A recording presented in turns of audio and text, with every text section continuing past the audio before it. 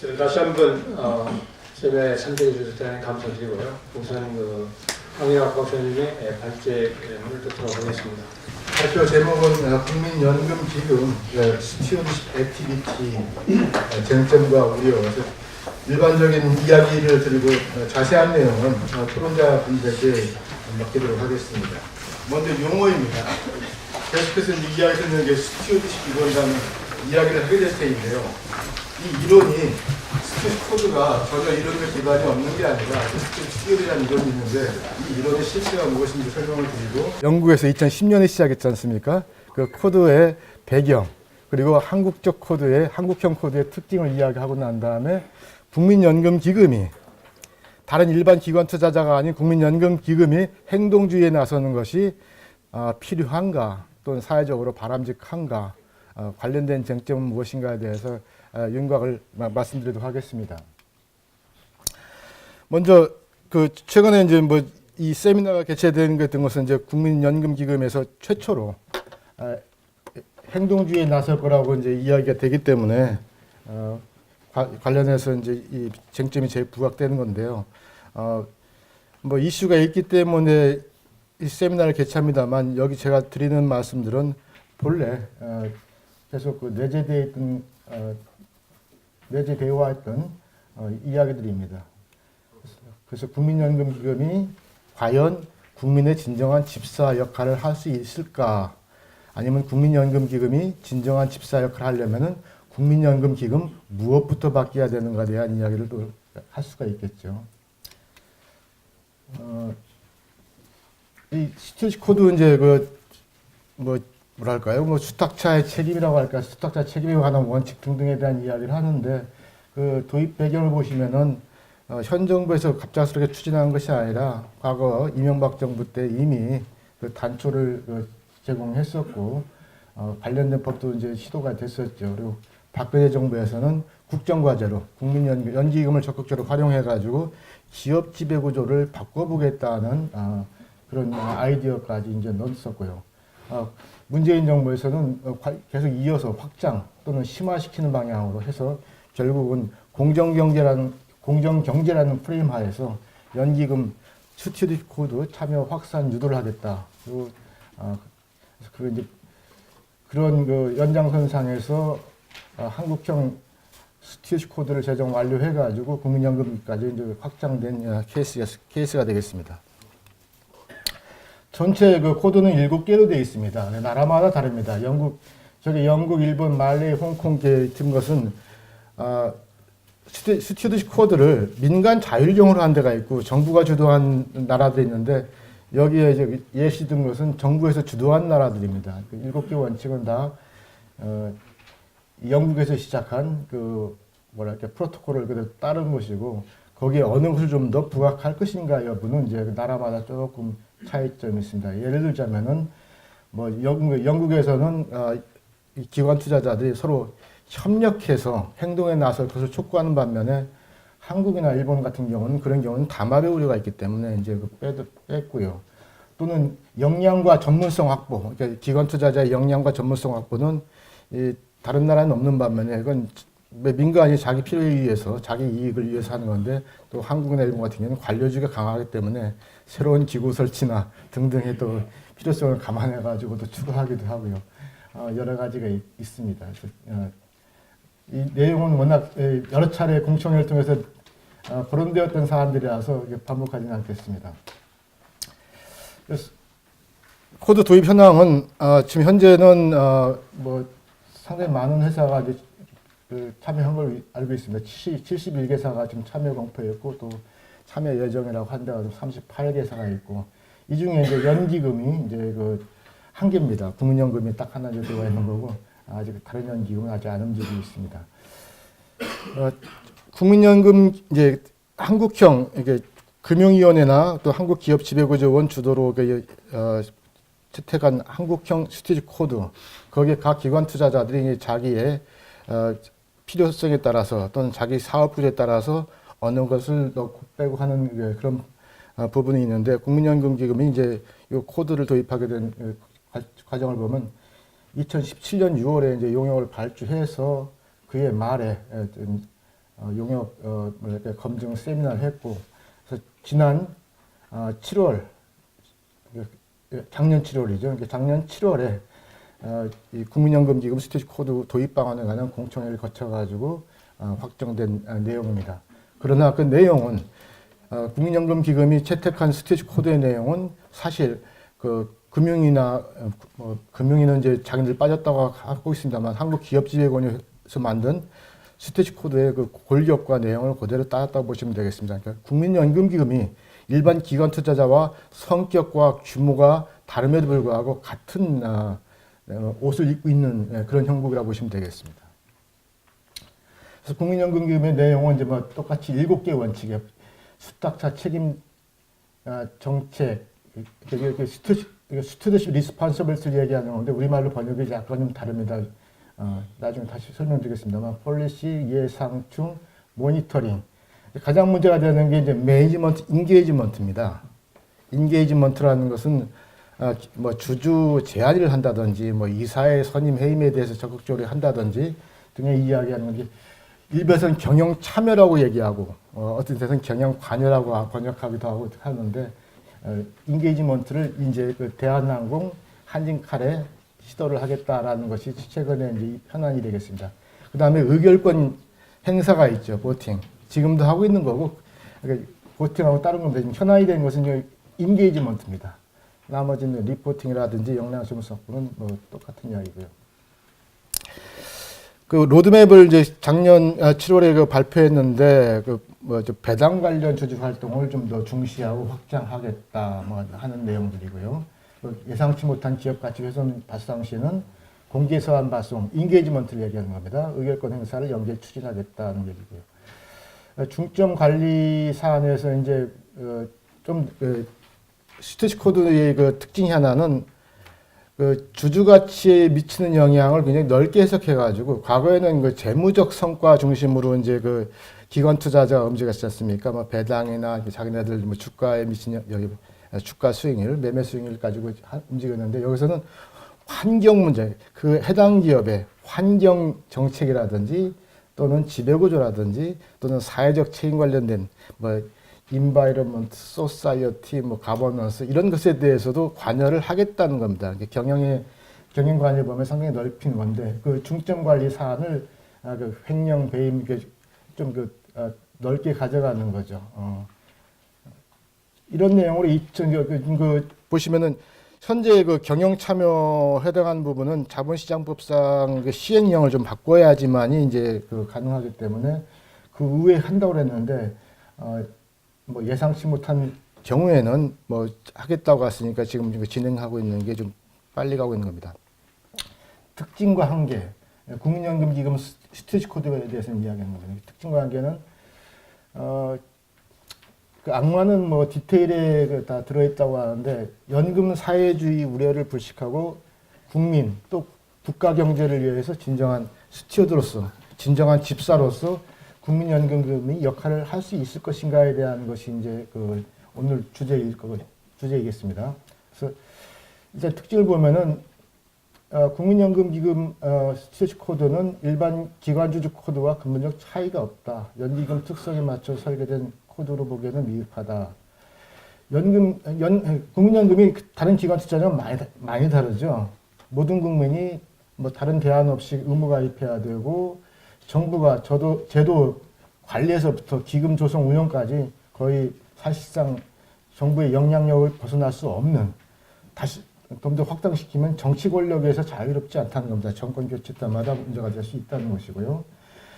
그리고 세 번째는 시장 지배력이 굉장히 높습니다. 지금 현재 전체 그 국내 시가총액에서 약 7%를 차지하고 있는 것이고, 또 그럼에도 불구하고 또 이 연기금 전체 자산 운용에서 이 주식시장, 국내 주식시장의 투자한 비중은 19%, 20%밖에 안 되죠. 그래서 국민은 연기금이 주식시장에서 얼마나 높은 수익률을 또 안정적인 수익률을 기록했느냐뿐만 아니라 나머지 80%도 어떻게 관리 운영되고 있고 그런 것들이 나의 노후 소득에 어떤 영향을 미칠 것이냐에 대한 관심이 있지 않겠습니까? 그래서 연기금은 일반 기관 투자와 달리 전체 100%를 다 보여줘야 되는데 20% 가지고 지금 그 국민의 집사라고 이야기를 하는 것이 맞느냐? 그래서 이런 그 연기금의 국민연금의 이런 종합적인 그 특징을 다 감안해서 코드를 만들었어야 되는데 그렇지 않고 일반 상업적 기관 투자자와 같은 코드, 같은 옷을 입고서 한다면은 이것이 연기금의 그 장기 안정 지속 가능성이라든지 또는 자본시장 그리고 그러니까 국민 경제의 그 성장에 어떤 영향을 미칠 것인가에 대한 기후가 연금 사회주의라는 말로 표현되지 않고 있는가 싶습니다. 연금 사회주의 또는 국민연금 행동주의 뭐 도끼인 게 낀인데 뭐 논자마다 이야기는 다르게 하고 있는 것 같습니다. 그다음 이제 이론적 배경을 보겠습니다. 우리가 지금까지 그 기업 지배 구조에 관한 전통적인 이론, 클래식하고 가장 많은 사람들이 채택한 이론은 그 회사의 경영자는 주주의 대리인이다라고 이제 생각하는 거죠. 주인과 대리인. 주주가 주인인데 우리가 주주가 워낙 많기 때문에 또는 뭐 분산 투자하고 있기 때문에 경영을 잘하는 대리인을 뽑아가지고 그 회사 경영을 시키는 것인데 이 대리인이 주인의 이익과 다른 방향으로 움직일 가능성이 높기 때문에 이걸 이해상충 문제라고 그러죠. 그런 대리인 문제를 해소하기 위해서 어떻게 적절하게 견제하고 감시하고 통제하는가. 이게 기업 지배 구조의 전통적인 이론이고 많은 사람들이 받아들이고 있는 겁니다. 이 이론은 아담 스미스 때 1776년부터 아담 스미스가 첫 번째 주식회사를 관찰하고 난 다음부터 계속해서 제기되어 왔고 에이전시 티어리라는 걸 만든 건 뭐 1776년 아담 스미스 200년 후에 이제 젠슨 앤 맥클린이라는 이런 친구들이 이제 말을 이제 공식화했죠. 없던 것을 만든 용어가 아니라 있던 것에 이제 용어를 입힌 격인데 반면에 집사 이론, 스튜어십 시오리는 이게 뭐 1990년대 이제 그 이야기다. 사람 그렇게 서로 당신의 이익과 상반된 방향으로 내가 사익을 추구하지 않는다. 믿고 맡겨두시면은 참 더 잘한다. 의심하는 것보다 믿고 맡기면 더 잘한다라고 착한 이론에 이제 바탕을 둔 게 이게 스튜어십 이론입니다. 청지계죠. 내가 주인처럼 똑같이 행동할 테니까 믿고 맡기세요. 자꾸 딴지 걸고 시비 걸면은 더 낭비가 많아집니다라고 하는 게 집사 이론이라고 보시면 될 것 같습니다. 그래서 이 이론은 94년에 이제 첫 번째 어느 책이 나타나기 시작한데 이름을 이제 도널드슨 데이비스 몇 사람이 호주 사람인 것 같은데요. 이 친구들이 그 미국의 상장사 337개를 분석하면서 이 사회의 의장과 CEO가 분리된 것이 경영 성과에 좋은가 아니면 겸임하는 것이 경영 성과에 좋은가. 분리되는 것이 좋다는 것은 대리인 이론에 바탕을 둔 겁니다. 서로 견제하도록 해야 된다 하니까 대리인 이론에 바탕을 둔 것인데 집사 이론은 아니다. 그냥 믿고 맡기면 한 사람이 두 개 다 같이 하면은 그게 더 효과적이다라고 해서 했는데 자기네들 이야기로는 이사회 의장과 CEO 겸임한 회사의 수익률이 더 높더라. 그래서 스튜어십 시오리라는 말을 이제 그때부터 쓰기 시작했던 거였습니다. 근데 지금은 초창기 이론이고 아직 소수 이론입니다. 마이너리티 티어리인데 이것이 2008년 글로벌 금융 위기 이후에 갑자기 영국에서 하나의 뭐 비공식 정책 지표로 이제 채택이 되기 시작했다고 보시면 되겠습니다. 저는 이걸 한 3, 4년 전부터 만들었었는데 제가 검색을 해봤더니 외국에도 이렇게 저하고 비슷하게 그 표기를 해놨더라고요. 인간에 대한 관점이 뭐였느냐, 뭐 이런 식에서 나만 그런 게 아니구나 싶어가지고 좀 참고하시라고 추가를 해놨습니다. 보시다시피 여기 단점이 스튜어십 일어나고 대리인으로 찾아보면은 CEO와 이사의 의장은 겸임하는 것이 좋다 그러면은 좋다고 하면은 집사이론으로 가고 아니다 분리하는 게 좋다고 하면 대리인으로 나가는 건데 이쪽이 다수라는 겁니다.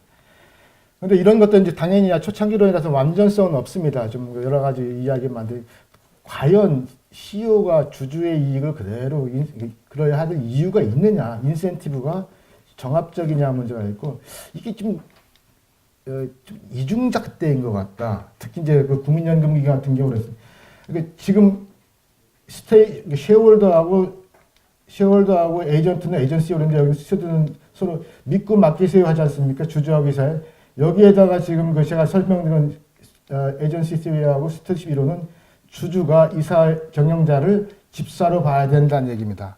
근데 지금 우리 스튜디십 코드 이야기는 잘 보시면은 여기는 대리인이다.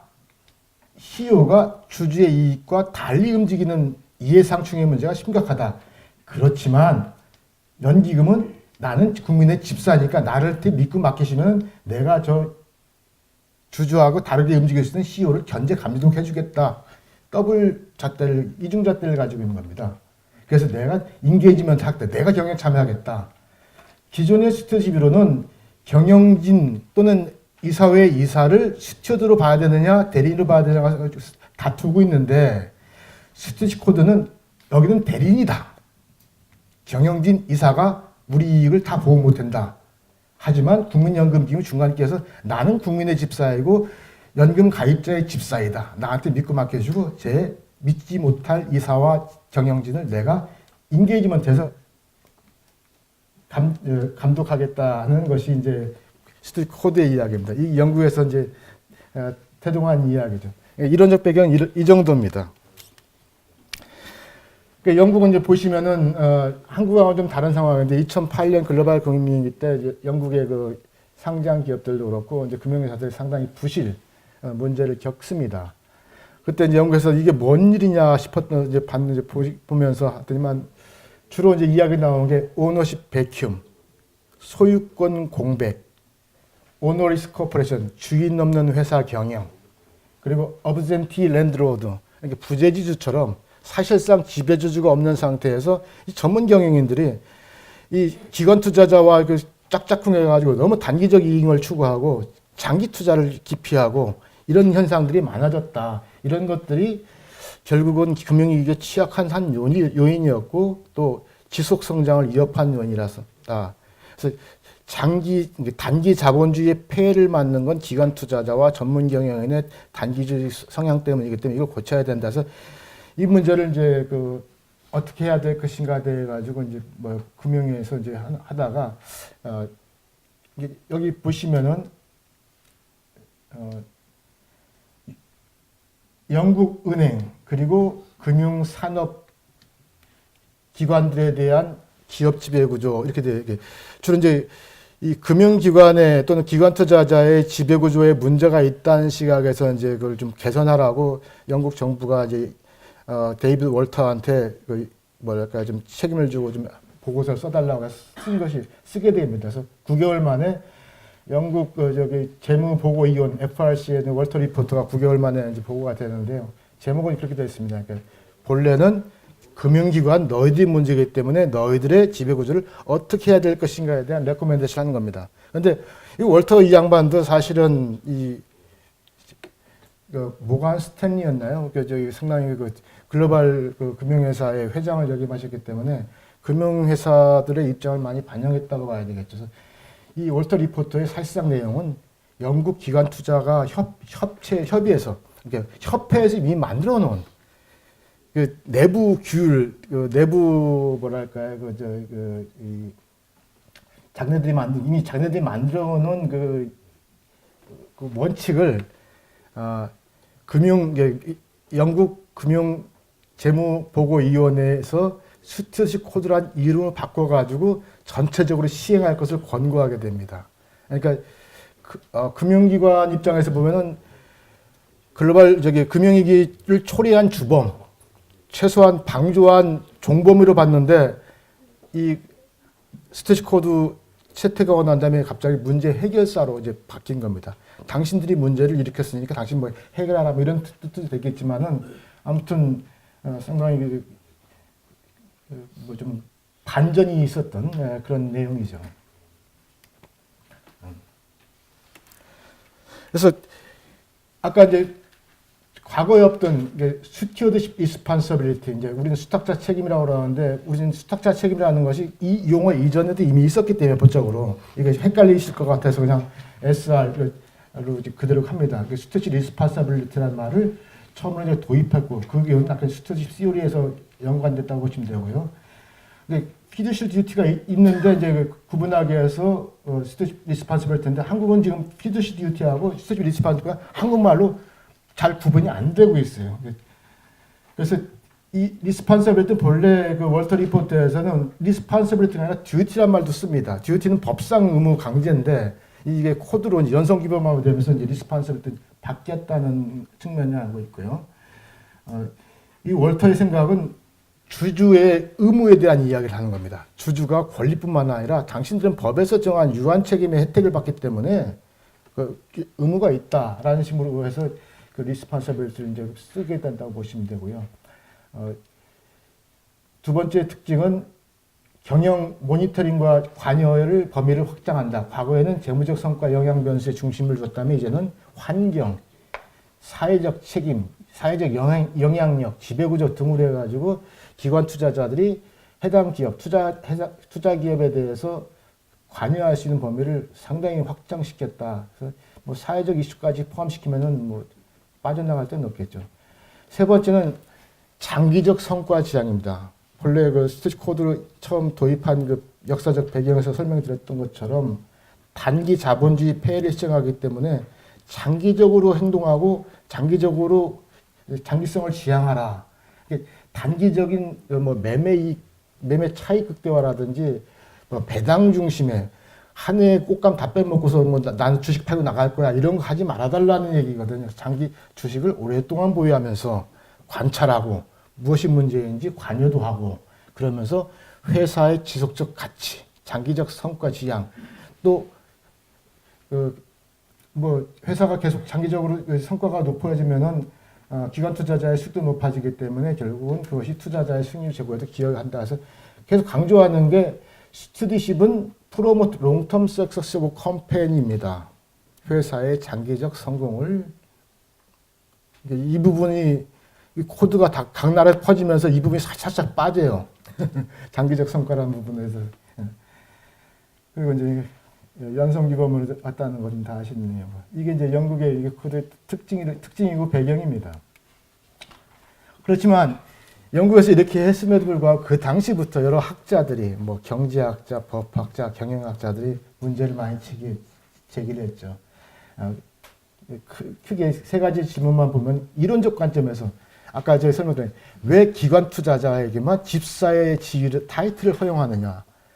본래는 이사와 경영인도 스튜어드라는 말을 들을 수 있었는데 왜 너희들만 하느냐. 두 번째는 다른 인센티브 구조가 전혀 바뀌지 않았는데 이름만 대리인에서 집사로 바꿨다고 그래가지고 그들이 달라지느냐. 솔직히 뭐 이런 얘기하면 어떨지 모르지만 택시 운전사를 택시 기사로 바꿨다고 그래가지고 택시 서비스가 좋아지느냐. 뭐 이런 비슷한 그 논리가 있었던 거죠. 세 번째는 경험적으로 지금까지 기관 투자자들이 행동주의에 나섰을 때 해당 기업의 가치가 높아졌느냐 이 부분에 대해서도 확고한 실증적 결과가 없지 않느냐 하는 어떤 이제 그 당시도 논쟁이 있었습니다. 첫 번째 왜 기관 주주에게만 스튜어드라는 말을 근사하게 제공하느냐라는 것에 대해서 영국의 코드를 잘 보시면은 이런 얘기 있습니다. 영어로 되어 있습니다만 스튜어드십의 주된 책임은 이사다라고 양보를 합니다. 이론적 이제 공방에서 밀렸죠. 그런데 기관 투자자도 이를 공유하는 것을 한다. 이렇게 얘기를 합니다. 이 부분이 이론적 배경을 모르시면은 이해하기 힘든 부분입니다. 그래서 주로 보드 오브 컴퍼니에 있는 거죠. 우리는 보드 오브 컴퍼니를 기관 투자가 함부로 통제할 수 있다고 생각하시면은 그건 오해입니다. 영국의 코드에서는 그 정신은 아니고요. 두 번째 이름만 바꿨다고 그래가지고 타이틀만 바꿔줬다고 해가지고 완장만 달리 찾았다고 그래가지고 이들이 달라지겠느냐? 뭐 표현이 행동을 다르게 할 수도 있긴 하겠습니다만은 지금 보시면은 기관 투자자들의 미국의 경우인데 기관 투자자의 비중은 1975년에서 2005년까지 전체 주시장에서 35% 70% 두 배로 증가했습니다만 기관 투자자들이 주식을 평균 보유한 기간은 80년대는 57개월, 그러니까 한 5년이 넘죠. 5년, 한 주식을 평균 5년 이상 갖고 있는데 이제는 5개월밖에 반년도 안 가지고 있습니다. 주총에서 의결권 행사하려면 최소 1년은 가지고 있어야 되고 또 주총 이후에도 경영관이 아니라 주총 이후에도 뭔가 기다려야 하는 게 있어야 되는데 최소 2년, 3년을 가지고 있어야지만이 스테이시 코드가 의미가 있는데 평균 5개월도 주식 보유하고 있는 기관 투자자들한테 이걸 준다고 해가지고 타이틀 바꿔준다고 해서 이게 효과가 있느냐 하는 게 이제 그게 다시 논쟁입니다. 한국은 더 그렇죠. 한국은 더 이 주식 이제 거래 회전율이 뭐 증권 뭐 기관 투자 우리 증권 회사는 개인 투자자도 더 많이 사고 팔고요. 요즘은 또 뭐 알고리즘 투자라고 그래가지고 시시각각 기관 투자자들이 하루에도 몇 번씩 사고 팔고 하는 알고리즘 개발해가지고 시세 차익을 노리는 거죠. 시세 차익을 노리는 기관 투자자들이 뭔 회사에 장기 투자의 관점에서 인게이지먼트 할 인센티브가 있느냐? 인센티브가 없다. 그래서 이 문제를 해결하려면은 기관 투자자가 기관 투자 행동을 바꿀 수 있는 유인 구조, 인센티브 스트럭처를 바꿔줘야 되는 것이 문제를 푸는 핵심이지 타이틀만 바꿔서 되는 건 아니다. 그래서 2015년에 OECD에서 나온 그 코퍼레이트 가버넌스 프린시플이라든지 2015년에 그 유럽 EU 의회 그 리걸 어페어 커미티에서는 장기주주와 단기주주의 혜택을 차별해달라라는 이야기를 합니다.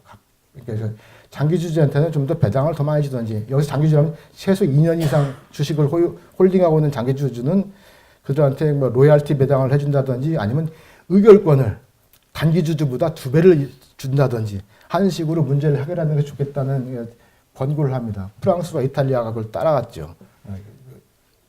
그래서 지금 그 코드에서는 이런 얘기가 없고 그냥 완장만 바꿔주는 겁니다. 이렇게 행동하는 것이 바람직하다고 얘기를 하는 거죠. 그래서 그리고 죄송합니다. 세 번째 그 기대효과 논쟁은 상당히 좀 많은데요. 대표적으로 스티시 코드의 아킬레스 건이라는 논문을 쓰신 셰핀스라는 친구 같은 경우도 제가 말한 것처럼 기관 투자자는 해결이 아니라 문제의 원인이었다. 단기 자본주의를 만든 문제의 원인인데 이들한테 해결 솔루션을 맡기는 것이 맞느냐. 그리고 그 기관 투자들이 행동주의에 나섰을 경우 그들이 행동주의에 나선 것은 주식 발행을 축소하고 빚을 빌려서 이렇게 주식당 수익률을 높이는 그런 방법이라든지 자사주를 매입해가지고 소각시켜가지고 이런 식의 그 자기네 이익을 높이는 방향으로 주주 행동주의를 주로 했기 때문에 그들이 한 것은 전체 주주나 기업의 장기 가치가 아니라 자기네들이 한 것이기 때문에 별로 통계적으로 밖에 경험적 실증 연구를 통해서 봤을 때도 장기적으로 메인스트림 쉐어홀더 기관 주주들이 이런 액티비즘이나 행동주의에 나섰을 경우 기업의 장기 가치에 도움이 됐다는 명백한 증거는 없다라는 식의 얘기하면서 그런데 스티시 코드에서 그렇게 얘기하는 게 맞겠느냐 하는 이야기도 있고요. 최근에 캘퍼스 같은 경우도 많이 국민연금과 좀 다릅니다만 직역연금입니다만 좀 바꿨죠. 작년 말에 그 시어스 백화점 같은 경우도 보시면은 이제 미국은 이제 코드가 별로 작용을 안 하는 나라입니다만은 그 시어스가 2005년에 어떤 에드워드 제2의 무슨 투자의 워렌 러핏이라는 램퍼트가 자기 그 투자 회사를 세워가지고 시어스 홀딩스 지분 50% 매입하고 자기 직접 경영에 참여합니다. 결국 파산했죠. 작년 말에 파산 선고했고 좀 파산까지는 안 가고 좀 팔고 있는데 최근에 판결 나온 거 보면은 근데 이 자기가 50% 이제 투자 회사가 있고 기관 투자자예요. 그리고 자기 직접 경영관을 했는데 파산까지 하게 된 것은 파산 지경까지 몰린 건 어차피 아마존이라든지 이런 그 소매점하고 이제 그 여러 가지 경쟁 환경이 다르기도 하겠습니다만은 보시면은 2005년부터 2017년까지 자사주를 매입하고 계속 소각시키기도 합니다. 그러면서 인베스트먼트가 가진 지분 50%가 급격히 올라가요.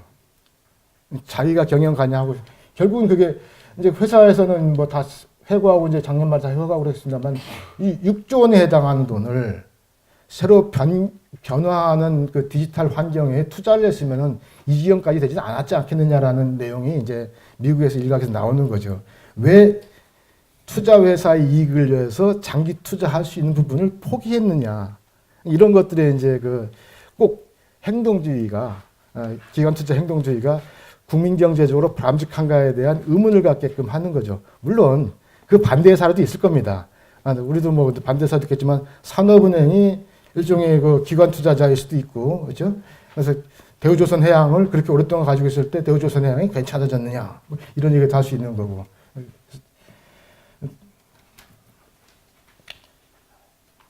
그래서 결국은 제가 역시 얘기했던 기관 투자자를 움직이는 것은 유인이지 그것이 거기다 뭐 완장을 바꿔줬다고 되는 것이 아니다. 단기 매매, 단기 차익 이런 극대화를 선호하는 이들 인센티브 스트럭처 바뀌지 않은 한 스튜어드십, 에이전트에서 스튜어드라는 이름을 바꿔줘도 별로 효과가 없을 것이다 하면서 이야기하는 것이 지금 2015년에 하버드 로스쿨인가에서 나오는 사이먼 같은 경우도 그 한계를 계속 지적을 하고 있습니다.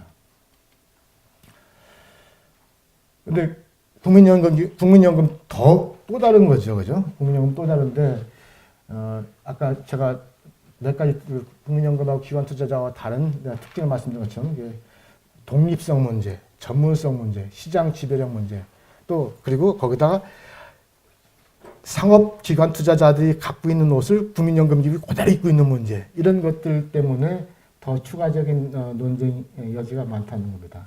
첫 번째가 이제 시장 지배력, 마켓 파워. 시장 지배력이 높은 건 어쩌면 영향력 행사할 수 있는 가능성은 높지만은 반대로 리스크가 있습니다. 누군가 이제 뭔가 회사에 중대한 문제가 있어가지고 빨리 주식을 팔고, 안 그러면 이제 미래의 가치가 더 떨어지니까 팔려고 하면 워낙 막대한 지분을 갖고 있기 때문에 일시에 팔면은 시장이 붕괴됩니다. 그 회사의 주가가 더 떨어지죠. 결국은 원본 손실을 크게 입을 수밖에 없는 겁니다. 그래서 국민연금이 한 종목에 그렇게 많은 투자를 한다는 것은 리퀴데이션 프로블럼이 있기 때문에 좀 상당히 리스크가 큰데, 한국은 지금 7% 전체 주식시장에서 7%를 차지하고 있죠. 그래서 우리 일본도 상당히 연기금 주식이 크고, 연기금의 금액도 크고 합니다만, 운영 측은 우리랑 다릅니다. 독립적으로 운영합니다만은 3.5%밖에 안 되고 우리 그 2배에 해당하기 때문에, 여기 나오는 대안은 지금 오늘 여기 참석하신 분의 논문에서 제가 봤던 건데, 주시장 비중을 일정대로 제한하는 것이 필요성이 있지 않느냐. 실제로 또 국회에서는 국민연금 직간접 보유주식 의결권 행사 한도를 정해야 된다. 뭐 이런 이야기도 있습니다. 그래서 그런 대안 논의가 있다는 얘기죠. 이 부분이 있고, 독립성 문제는 다 잘 아실 겁니다. NPS, 이제 국민연금 코드는 공적연금 특성을 반영하고 있지 않다. 모든 국민이 의무적으로 가입하고, 정부가 아까 말씀드린 것 같이 제도 관리부터 기금 운영까지 다 책임지고 있는 특성상 정치 권력부터 다루지 못하다. 이 문제에 대해서 국민연금 코드는 한마디도 안 하고 있습니다. 그대로 따라. 왜냐하면 일반 기관 투자하고 똑같이 비슷하게 했기 때문에요. 근데 스위스 같은 경우는 정부가 주도한 게 하시는 거라, 스위스는 연기금, 거기도 공적연금인데, 연기금도 스스로 자기네들 이제 스테이지 코드를 만들었는데요. 한국과 달리 이제 스스로 민간 자유로 코드를 만들었는데, 거기는 이런 말이 분명히 들어갑니다. 간단하게 들어갑니다. 기관 투자자는 어떤 정치적 잣대나 제3자의 지시로부터 독립적으로 주수권을 행사해야 된다라고 되어 있고, 이 선언에 맞게끔 조직 운영을 가지고 가고 있는 거죠. 한국은 이런 표현이 없습니다. 그래서 제가 이 표현을 넣어야 된다. 한국은 특히나 가장 위험이 크기 때문에라고 하는데 안 들어가 있다. 그래서 독립성, 책임성 강화되고, 이 부분도 역시 아까 제가 말씀드린 바와 같이 나중에 인사드리겠습니다만, 제가 인용에 대한 허락을 받지 못해가지고 일단 그냥 여기다 인용을 한번 했습니다. 그래서 이 전 복지부 장관이 꽤 오래전 시절인데 한 10년 넘었죠. 그때 1,000억 이상 투자 결정을 다 받고 있다는 겁니다. 복지부 장관이.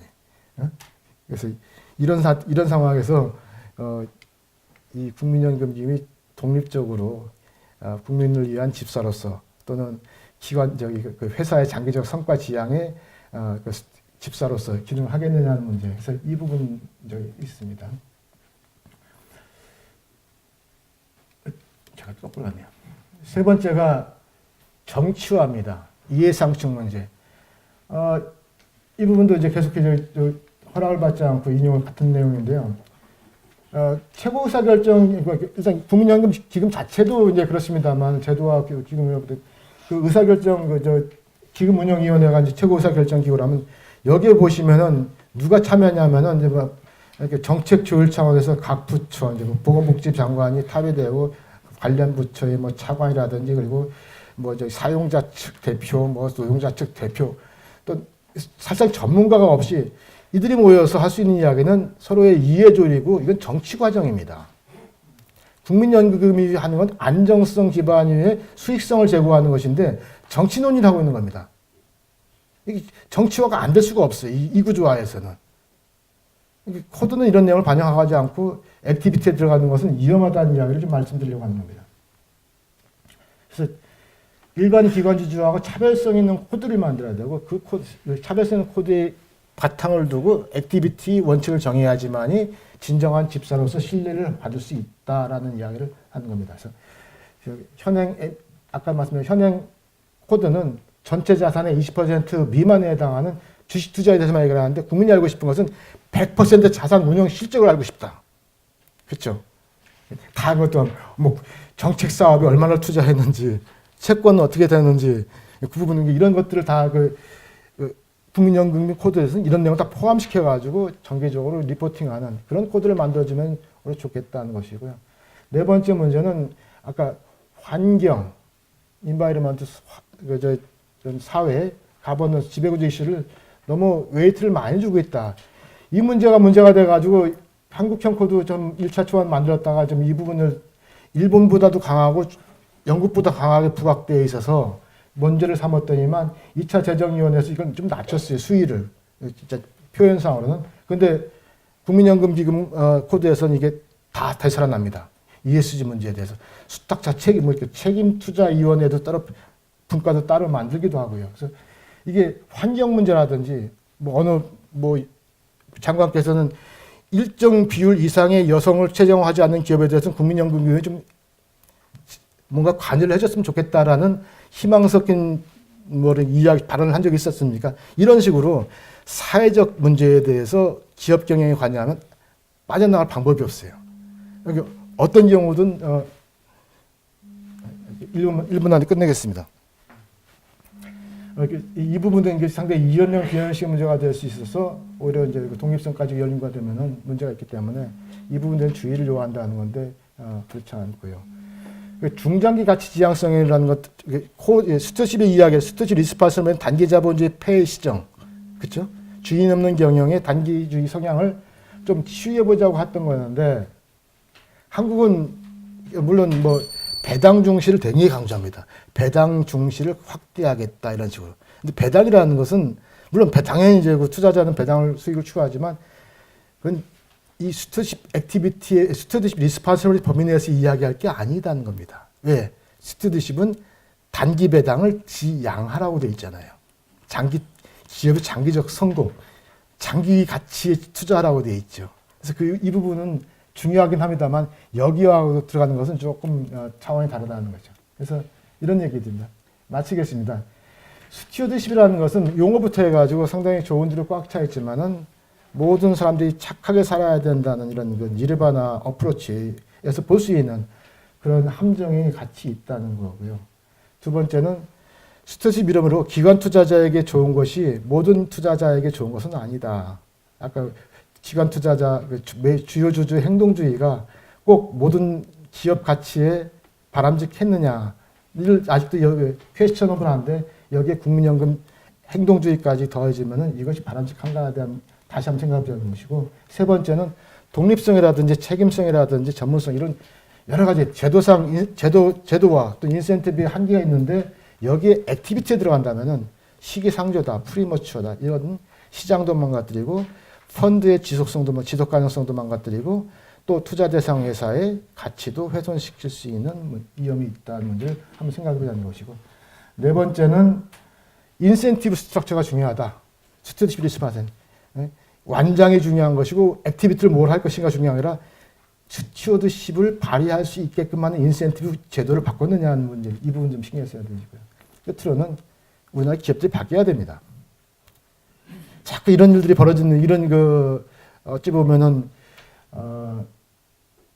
비생산적인 또는 뭐 소모적인 이렇게 정책 담론이 많이 계속 재현되는 것이 회사에서 어떤 실질적인 비밀을 제공하고 있는 거고, 그 중에 하나 보시면 제도적 측면에서 우리나라에 대한 세계 경제 포럼에서 평가 보면 기업 경영 윤리가 2017년에 90이고 기업 이사회의 효과성, 유효성이 109이고 소수주의보가 99이고, 그래서 스튜어드십 코드도 좀 뭐 여러 가지 쟁점이 있고 문제가 있습니다만은 기업인들도 이 문제를 스스로 어떻게든 자율적으로 해소하려는 노력을 해야 됩니다. 안 그러면 끊임없는 규제 압력에 시달리지 않겠습니까? 그래서 좀 기업들도 좀 여러 가지 달리 행동할 부분에 대해서 있다는 것을 말씀드리면서 저는 발표를 여기서 마치겠습니다. 감사합니다. 이어서 숭실대 법학과 교수님이신 동관래 교수님의 토론을 들어보겠습니다. 제가 오늘 토론회를 주최한 바른사회시민회 사무총장을 맡고 있는데, 제가 최근에 오늘 지금 이 시간에 국민연금의 최고 의사결정기관인 기금운용위원회에서 대한항공의 경영진, 특히 이제 오너일가죠. 오너일가들이 올해 3월달에 있는 주총에서 이사로 재선임하는 것에 대해서 실은 반대 의사표를 할 거니까 말 건가 라고 하는 결정을 오늘 한다고 합니다. 그리고 그 얘기를 보건복지부 장관께서 여러 의견들을 수렴해서 잘 결정하겠다, 이런 얘기를 언론에다 했습니다. 그 얘기는 뭐냐면 한 나라의 장관이 민간 기업의 그 이사 선임에 관여하겠다, 안 하겠다 라고 하는 말, 이것은 이례적입니다.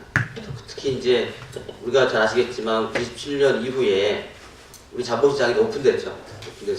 그리고 우리나라 기업들의 상당수 대부분 우량 기업들의 실은 지분은 외국 자본들, 특히 이제 외국 헤지펀드들이 많이 소유하고 있는 자본이 오픈된 상황에서 대한민국의 장관이 우리나라 민간 기업의 이사 선임에 관여할 때 신중하게 결정하겠다라고 하는 이 자체가 매우 이례적이라는 거죠. 매우 이례적인 겁니다. 자, 이것은 아까 뭐 사회자 김 교수님께 말씀하셨고, 또 양준모 교수님이 연금사회주의를 했다고 하시는데, 바로 한 국가의 정부가 민간 기업의 이사 선임에 참여한다는 것은 결국 국가가 민간 기업의 경영에 개입한다는 얘기입니다. 그래서 이 문제가 매우 심각한 문제고, 앞으로 우리나라의 특히 이제 아시겠지만 국민연금이라고 하는 것은 전 세계의 3대 연기금입니다. 그리고 우리나라 규모상으로 보면 이렇게 공적연금이 큰 데가 없습니다. 그런데 이런 국민연금이 앞으로 이렇게 매번 기금운용위원회, 다시 말하면 국민연금의 최고 의사결정기관의 기금운용위원회 위원장입니다. 위원장인 장관이 이런 얘기 한다는 것은 저는 뭐 이런 사태가 발생할 때까지는 여러 가지 원인들이 있을 겁니다. 뭐 아까 황 박사님께서도 마지막에 언급하셨듯이 우리 기업들이 이 지배구조가 특히 경영진들의 어떤 모럴 해저드라고 할까, 뭐 이런 부분이 있을 수가 있겠죠. 뭐 특히 이제 대한항공 같은 경우에는 실은 부사장이 사무장한테 뭘 집어 던지고 뭐 이런 것들은 실은 어찌 보면 일어나서 안 되는 일이에요. 근데 이런 일이 벌어졌고, 문제는 뭐냐, 이런 일을 빌미로 해서 과연 이렇게 국민연금이 민간 기업의 경영에 참여하는 것에 대해서는 그것이 옳고 그른지를 따져봐야 된다는 겁니다.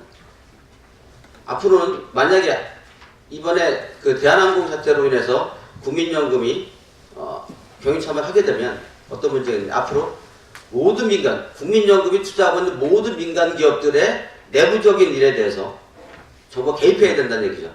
개입해야 된다는 얘기입니다. 그래서 이번 사태는 그런 면에서 우리가 면밀히 검토하고 신중하게 그리고 이것이 법적으로 가능한 일인지 한번 우리가 짚고 넘어가야 된다라는 말씀을 드리고 싶습니다. 실은 여러분도 아시겠지만 장관이 민간기업의 이사선임에 관여하겠다라고 하는데 신중하겠다라고 하는 것은 시스템적 가능하다는 얘기입니다. 이것은 뭐냐면 국민연금이 우리나라 기업들의 상장 기업들, 우량 기업들의 최대 주주 또는 2대 주주입니다. 2대 주주입니다. 그리고 경영처가 결정할 수 있는 그러한 기금운용위원회는 구성 자체가 지금 법적으로 20인으로 위원이 구성되어 있습니다. 그 가운데서 위원장은 보건복지부 장관이에요.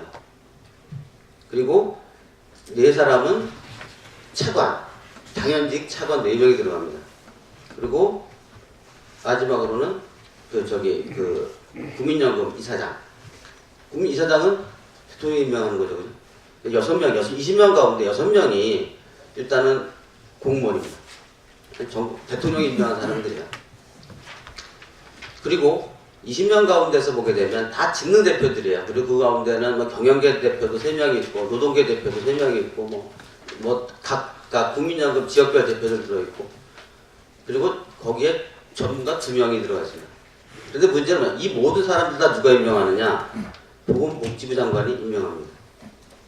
여기서 결정하면 가는 거예요. 결국은 이것은 앞으로 기업들의 경영에 대해서 앞으로 정부가 그 지분을 가지고 좌지우지할 수 있다. 그래서 연금 사회주의라는 얘기가 계속 나오는 겁니다. 이번 사태는 우리가 한번 여러 가지, 한 4가지 관점에서 한번 볼 필요가 있다라는 말씀을 드리겠습니다. 먼저 이렇게 국민연금이 장관이 위원장으로 있는 이러한 위원회에서 결정하는 것, 민간기업 경영 참여하는 이것은 우리 헌법 126조에 보면 위원회 여지가 매우 큽니다.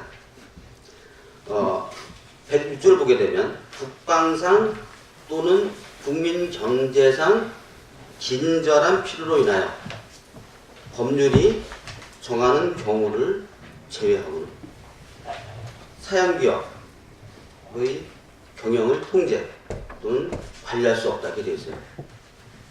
일단은 국방상, 국민경제상 긴절해야 됩니다. 그리고 개입할 수 있는 법적 근거가 있어야 돼요.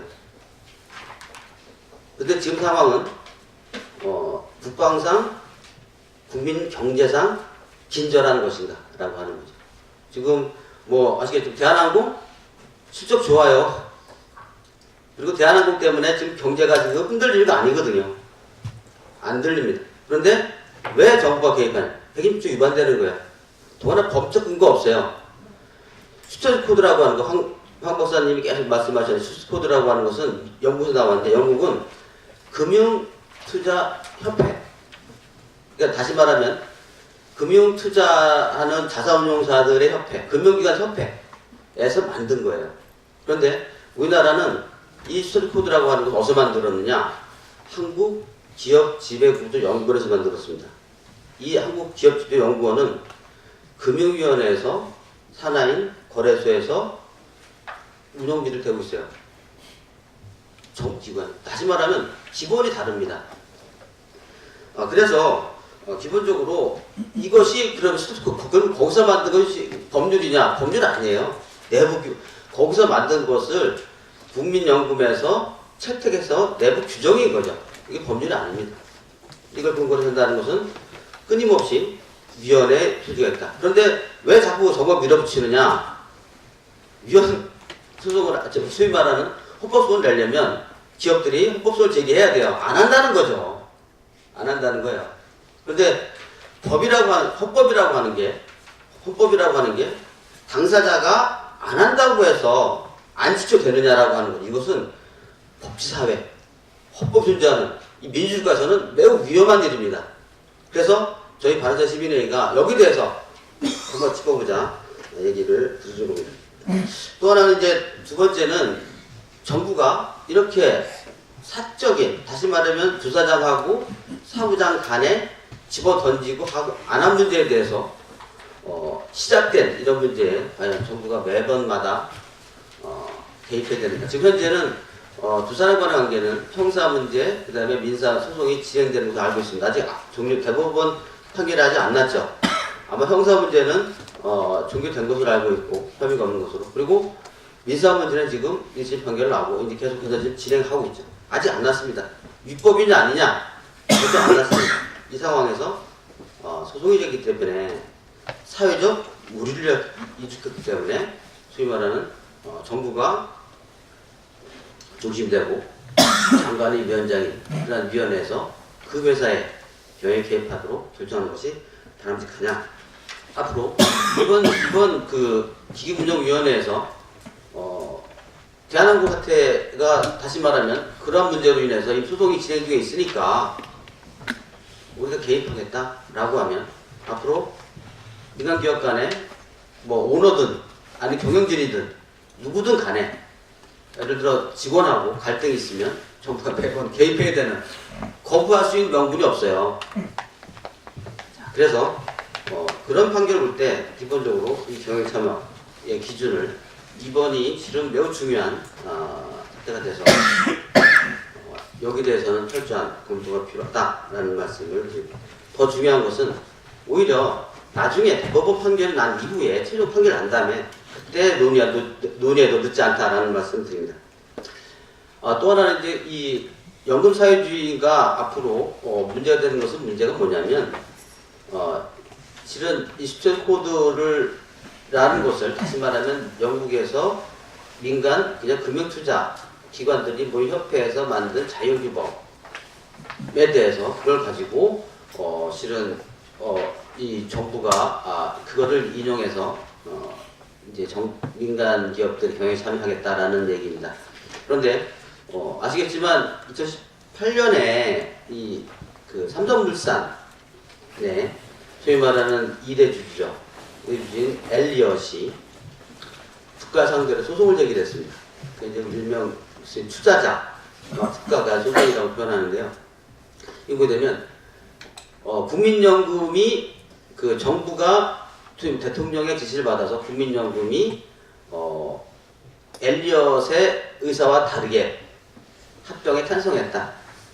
그래서 국가 개입해서 자기들한테 손해를 가하기 때문에 배상하라는 겁니다. 그게 8,700억 원이에요. 700억 소송이 들어왔습니다.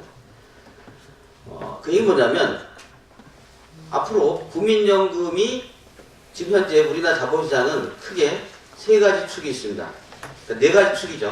하나는 오너, 집을 갖고 있는 최대 주주가 있고요. 두 번째는 국민연금이 있습니다. 세 번째는 헤지펀드들, 외국계 헤지펀드들이 있어요. 나머지 수액주주들이죠. 개미투자들입니다. 그래서 개미투자들은 법적으로는 권리를 경영 참여할 수 있는 권리들이 있지만 아까 한 번씩 말씀하신 대로 그분들이 회사 주식 산 이유는 뭐냐? 그냥 차익을 노리기 위한 것이지 투자지 경영 참여가 아니에요. 그러다 보니까 지금 축은 세 가지, 세 군 주체입니다. 그런데 보세요. 엘리엇이 이런 헤지펀드들이 국민연금이라고는 이 3자 주체 가운데서 국민연금이라고 하는 이 연금이 자기네 반대했다고 소송을 제기할 때 하게 되면 앞으로 국민연금은 의사결정할 때 어느 쪽으로 하겠어요? 소송 들어오는 쪽으로 하죠. 왜냐면 경영진도 소송 안 하거든요. 왜 규제를 받으니까 잘못하면 인허가 안 된대요. 이번 사태도 실은 여기까지 오기 되기까지는 기업들이 실은 너무 안이했어요. 눈치 보고 있는 거죠. 눈치 보고 있는 거죠. 그러니까는 까네요. 국민연금 입장에서 볼 때는 소송하는 헤지펀드들을 상대로 무서워할 수밖에 없고 거기에 맞춰서 당연히 갈 수밖에 없어요. 그럼 자본시장 어떻게 되겠어요? 저는 그런 문제가 매우 크다. 그래서 이 국민연금 문제가 이렇게 자꾸 왜 시장에 개입하고 하냐를 자칫하게 되면 이런 ISD 문제, 소위 말하는 외국 투자자가 정부가 그 국가가 시장에 개입해서 그 기업 경영에 참여해서 자기들한테 불이익을 가한 경우에 소송하는 제기들이 앞으로 계속 나올 수 있다는 거죠. 나올 수 있다. 이런 문제에 대해서 그래서 좀 더 신중할 필요가 있다. 라는 문제를 말씀드립니다. 또 하나 이제 헤지펀드, 이 스튜어트 코드 말씀하셨는데, 지금 현재는 스튜어트 코드는 정부에 있는 산하기관이 만들었죠. 그리고 그 산하기관이 만든 것을 연금이 개입해요. 거기 보게 되면 그 연금이 투자한 기업들에 대해서는 소위 말하는 비공개 회의를 할 수 있도록 이렇게 규정이 되어 있습니다. 그리고 개임하기 전에 사전에 면담도 할 수 되어 있습니다. 결국은 국민연금이 경영자들을 불러가지고 면담하면서 이거는 왜 이 사람은 왜 이사선이 많으냐부터 해서 왜 이번에 수익이 얼마나 왜 여기 투자했냐부터 해가지고 전부 다 방침은 탈원전인데 왜 원전 쪽에다 했냐 이런 얘기 자꾸 나오기 시작하면 결국은 국민연금은 그 해당 기업은 국민연금이 어떤 설정할지 모르기 때문에 따라갈 수밖에 이것은 우리가 그동안 계속해서 우리가 지금 관치경제 규제 문화라 규제 때문에 지금 새로운 산업이 못 나오고 있다 라고 하는 그래서 문제가 뭐냐 계속 법을 바꾼다고 자꾸 하고 있어요. 그런데 안 됩니다. 안 돼요. 왜냐하면 행정수업 때문에 행정수업 때문에 그런데 이것은 행정결정법에도 나와 있지 않는 그런 행정지도를 하는 거가 나오게 되고 결국 우리가 그렇게 신산업이 성장을 못하고 신사 탄생을 못하고 새로운 성장동을 못 찾는 이런 상황에서 정부 규제를 완화해야 된다라고 하는 이런 데 정면 치대졌다는 거죠. 그래서 결론적으로 말씀을 드리면 이번에 오늘 결정하는 국민연금 기금운용위원회에서 대한항공의 지금 오너일가들이 이사로 재선임하는 것에 대해서 반대 의사 표시를 할 거냐? 반대 표시를 하기로 결정이 되면 어떤 문제가 있냐면 지금 현재는 국민연금이 전체 시장에서 국민연금이 직접 기업 투자자들도 있지만 국민연금이 기관 투자가들한테도 실은 그 기금을 운영을 위탁한 경우가 많이 있습니다. 그가 기관 투자가들이에요. 기관 투자가들은 국민연금 것만 운영하는 게 아니고 개인 주주들 그것도 맡기기 위임하죠. 그래서 경우에 따라서는 그 기관 투자가들이 개인들 그 개인 주주들 소액 주주들의 의결권을 위임받게 됩니다. 행사하게 되죠. 그러면 앞으로 국민연금이 개입한다 그러면 국민연금으로부터 기금 운영을 위탁받은 기관 투자자들이 어떤 결정을 하겠습니까? 매우 위험하다. 이번 사태는 세계 경제 19, 이게 경제 대국의 10위권에 있는 이 대한민국, 더구나 자본시장이 완전 오픈되어 있고, 그 국내 이 상장회사들의 지분은 우리나라 기업들이 성장하는 과정에서 오너 지분들은 자꾸 줄어들었죠. 줄어들었습니다. 그리고 줄어들어서 교육권 유지하기가 지금 버거운 상황이죠. 그래서 그나마 순환출자라고 하는 걸 통해서 실은 막아왔고 외국 같은 경우에는 실은 최대주주한테 차등을권을 주죠. 기업을 방한하는 우리 그것도 안 돼 있어요. 이런 상황에서 지금 다각도로 경영을 위협받고 있는 이런 상황에서 국민연금 개입해서 국민연금이 이렇게 해치펀드들 이 ISD라고 하는 이 소송 때문에 흔들어주고 또 가기로 결정하면 또 기관 투자자들이 연금이란 빅브라더를 따라갈 수밖에 없는 이런 상황이 됐을 때 과연 우리 자본시장에 누가 투자할 것인가라고 하는 게 매우 중요한点입니다. 우리 자본시장에 누가 투자할 것인가? 경영권이 보장되지 않는 정부가 하라는 대로 해야 되는 투자하고 나서 최대 주주에 불구하고 이사가 될 수 없는 이런 국가에 과연 누가 투자할 것인가? 투자하지 않는 나라 자본시장이 죽죠. 누가 대체 소를 키울 것인가에 대해서 심각 고민하는 고민해서 결정하기를 바랍니다. 감사합니다. 이어서 조동근 명지대 교수님의 토론을 듣도록 하겠습니다. 사실 제가 걱정하는 거는 국민연금이 큰 실수를 할 것 같아요. 씻을 수 없는, 돌이킬 수 없는 실수를 할 것 같은 예감이 듭니다. 따라서 충정으로 재고를 요청하는 그런 사실 좀 스몰 피넛에 지나지 않는 조동근 명예교수의 진언입니다. 경청에 들으세요. 씻을 수 없는, 돌이킬 수 없는 그런 실수를 할 것 같은 예감이 들어요.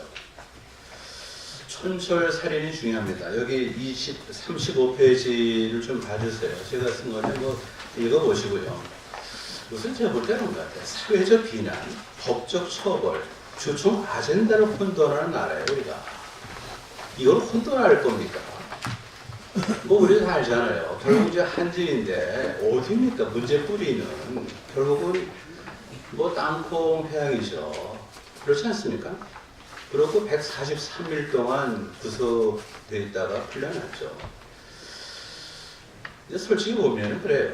뭐 도덕하고 법하고 이걸 구분 못하면 어떡합니까? 도덕적으로 비난받은 그런 짓은 낫죠. 하지만은 그렇다고 이거를 감옥에 가두면 되겠습니까? 사실요. 한번 우리 좀 돌펴보자. 법리를 보는 게 아니에요. 상식에 비춰보자고요. 그 땅콩 회항의 그 최대 피해자는 사실상 강제로 시간을 지체당한 승객입니다. 그쪽에서 이게 도대체 뭐야? 라고 이의를 제기했으면 모르겠어요. 근데 그것도 아니잖아요, 사실은. 그리고 활주로에 들어가서 뭐 가석하는 것도 아닌데, 계류장에서 그거를 갖다 몇 미터 후진했다고 해서 항로 변경으로 이거를 갖다 단죄하는 나라? 이거는 문제가 있죠. 재벌 3세에 신중하지도 사려 깊지도 못한 그런 오만 방점에 대한 도덕적 비난과 대한항공의 이미지 실추가 그녀의 행동에 대한 최대 징벌입니다. 이거 부정하시겠어요? 그 이후에 또 뭐 무리가 있더라고요. 사회적 무리가 현행법을 위반한 거라면 처벌하세요. 처벌하시라고요. 벌금 매기시고. 하지만 지금 이게 뭡니까? 예? 만약에 조양호 회장 일가의 어떤 그런 이제 좀 몰지각한 행동 자체에 대해서 법적 처벌이 위협할 수도 있을지 몰라요. 그렇다 치자고요. 그렇다고 주총을 통해서 또다시 응징해야 됩니까? 이거는 칭위가 다른 문제입니다. 이거를 대한민국이라는 어떤 국가에서 3만 불 소득이라는 국가에서 이런 식으로 칭의가 다른 문제를 그렇게 함부로 다룰 수 있습니까? 이게 좀 분명히 하자고요. 조양호 회장이 지금 한진그룹을 맡고 나서 엉망이 됐습니까? 의사결정을 잘못했습니까? 그래갖고 경쟁사에 비해서 뭐 마켓시어가 떨어지고 뭐 주가 떨어지고 그랬습니까? 그거는 아니잖아요, 사실요. 어떻게 보면은 주총에서 주주들이 조양호 체제를 거부할 수 있어요. 그건 사적 자치입니다. 존중돼야 되는 거죠. 하지만 국민연금에서 조양호 회장의 진퇴를 거론하는 것은 대한항공에 대한 허점이다. 부당한 경영 참여입니다. 그렇지 않습니까? 이거는 앞에 그 말씀드린 대로 헌법 126조를 위반하는 겁니다. 사실은. 헌법 위반까지도 우리가 연계해서 설명드릴 수 있는 거예요. 그 다음에 두 번째요. 36페이지 넘어왔습니다. 연금 사회주의 우려가 현실화되고 있어요. 피터 드러퍼, 저는 잘 모르겠어요. 경영학자들 참 이분이 76년도에 상당히 미리 얘기한 거죠. 연금 사회주의. 사회주의를 노동자에 위한 생산수단의 소유로 정의한다면 미국이 지구상에서 최초로 진정한 사회주의 국가가 될 거다라는 일가를 한 것이 바로 이것이 연금 사회주의였던 씨를 뿌린 겁니다. 우리나라 연금의 의사결정 구조를 보세요. 사실요. 정부하고 정치권에 휘둘리기 쉬운 구조인 것만은 분명하잖아요. 그러니까 연금 사회주의 우려가 증폭되고 있다는 얘기하는 거죠. 우리가 과장을 하는 건 아니에요, 사실요. 네? 한번 좀 냉철하게 성찰해서 그런 얘기입니다. 그 다음 제가 이제 방점을 두고 말씀드리는 것이 여기 이제 두 번째 동그라미인데요. 고객돈의 재벌사 금고화를 그렇게 격렬하게 비판해온 좌파 아니었습니까? 고객돈으로 재벌 체제를 공고히 했다라고 얘기했잖아요. 그래서 이거를 고객돈의 재벌 사금고화라는 의미의 그런 악마의 단어를 코인을 해왔다고요, 사실은. 엄격한 금산분리는 다 거기서 나온 거죠. 하지만 이제 이것이 한국 경제의 활력을 떨어뜨리는 자충수로 지금 작용하고 있어요. 그럼에도 불구하고 지금 금과 옥조로 이거를 유지하고 있습니다. 그렇다면 고객돈에 재벌 그 사금고화 논리를 SC 코드에 적용하면은 똑같은 얘기 할 수 있는 거죠. 국민 쌈짓돈을 재원으로 한 민간 기업 경영 간섭과 뭐가 다릅니까? 사실은. 그렇지 않습니까? 국민연금 1.5배는 뭐예요? 노후 생활 안정이에요. 따라서 원본을 잘 유지하고 이자를 잘 정식 지켜가고 고갈시를 늦추는 것이 최대의 목적 아닙니까? 혹여 국민연금을 통해서 기업의 지배구조를 바꾸는 것을 비록 부차적인 목표로 삼았다 손치더라도 이거는 국민연금의 존재 이유를 기본적으로 망각하는 겁니다. 예?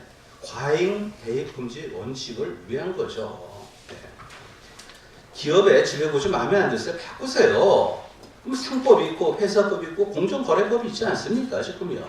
이렇게 해야 되는 거죠. 왜 국민의 쌈짓돈을 갖고 이런 식으로 재벌의 사금고화를 그렇게 비난해온 좌파들이 이걸 이런 식으로 왜 국민경제 개편에 그런 얘기죠. 하세요.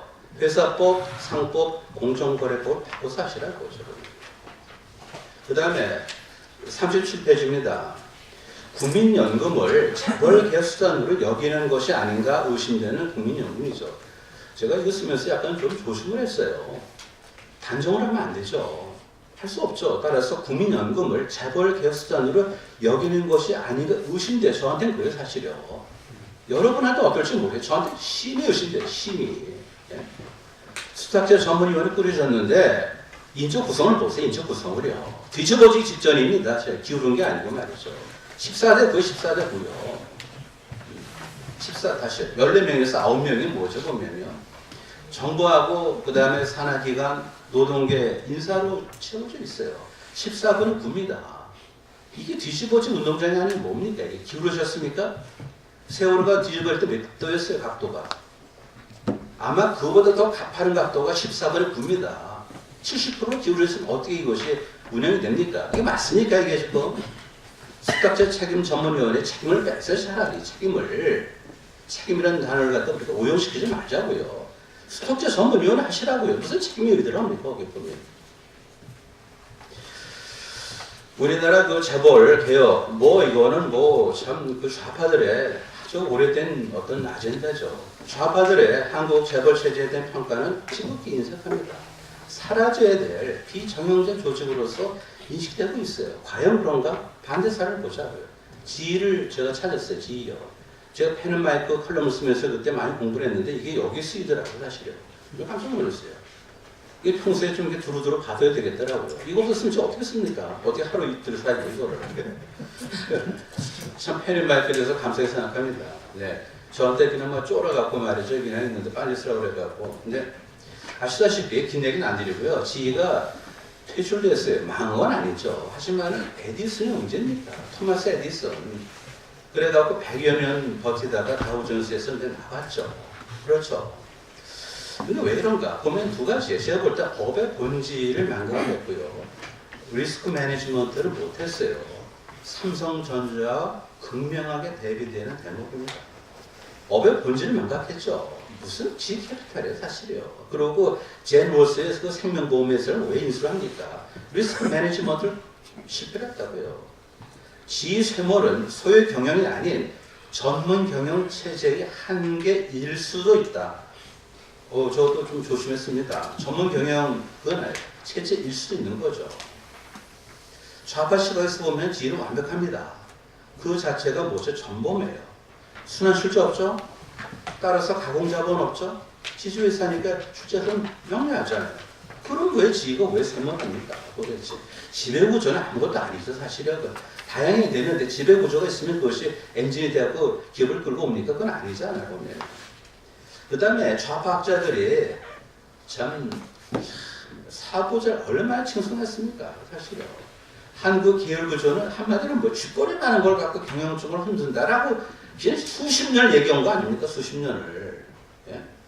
하지만 계열사는 뭐죠? 독립돼 있어요. 따라서 미국의 지가에서 지 캐피탈을 묻어가는 지 그룹의 어떤 사업 부재는 없었어요. 보면요. 그러다 보니까 책임 경영이 되는 거죠. 그렇죠.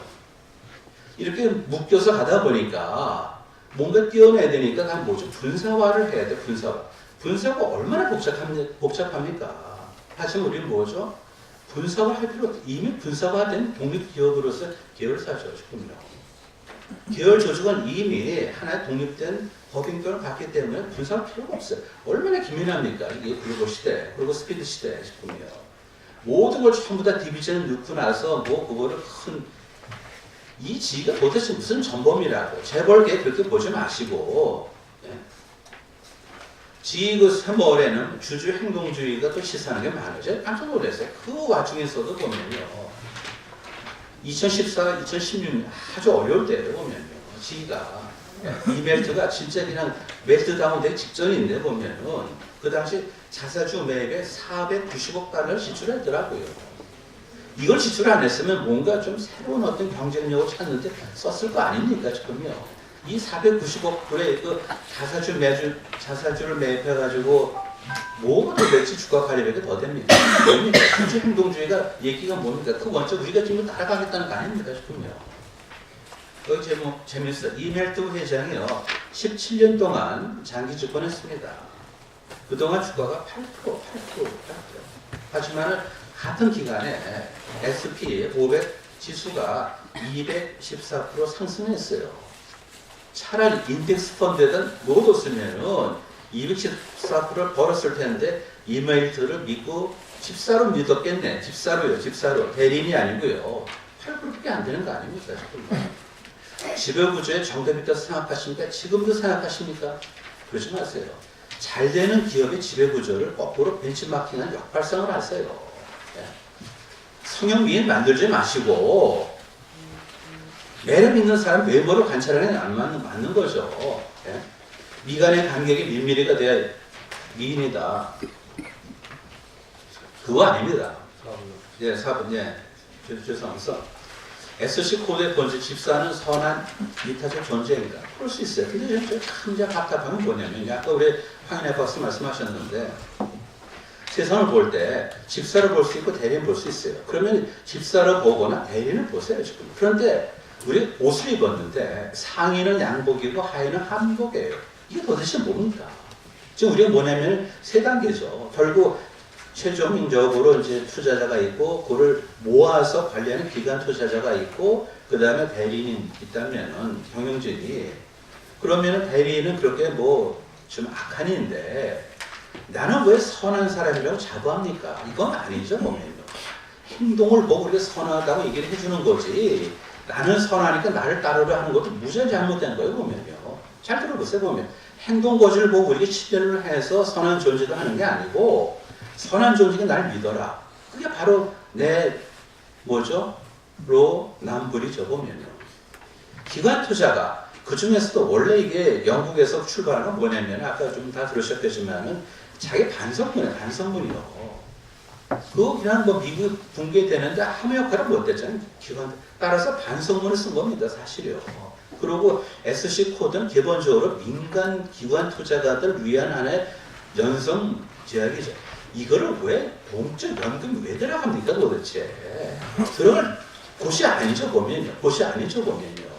고만고만한 민간들이 보면 서로들 이렇게 문화를 형성하는데 어떤 엘리엇, 골리앗이 왜 들어갑니까? 골리앗이 지금. 따라서 연기금이 스튜디오스 코드를 얘기하는 것 자체가 넌센스입니다, 보면요. 민간 기관 투자가들은 우리가 반성문을 쓰면서 이렇게 하겠다고 다짐한 건데, 꼭 왜 들어가냐 그런 얘기예요. 좀 우리 박능호 전 장관님, 경제하신 분이던데,